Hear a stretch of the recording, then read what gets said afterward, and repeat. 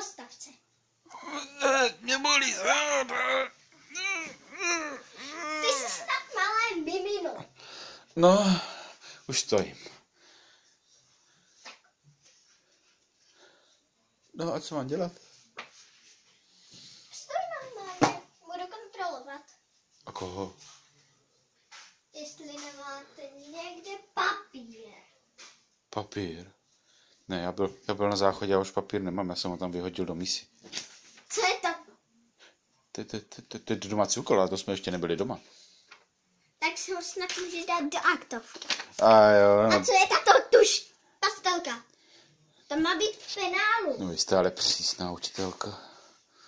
To vám povím teda. Jestli chceš, vystřídá vás pan učitel. Pojď za mnou. Ježišmarja. Budeš pan učitel ty. Jo. Tak. A já jsem dítě. Tak jo.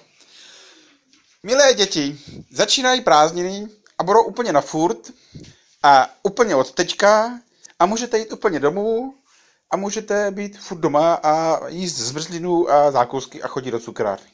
Tak a je to hotový a už můžete jít domů. Počkej, jako myslím doopravdy pan učitel tati.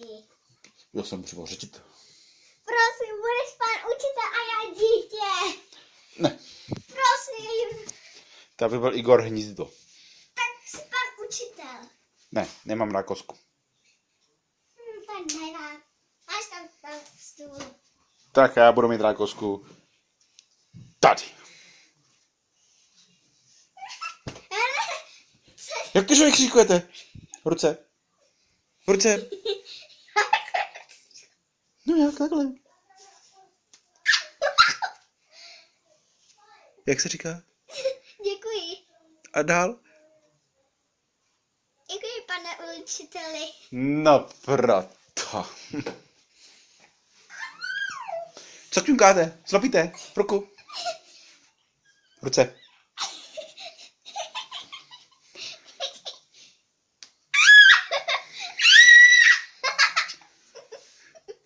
Děkuji, pane učiteli.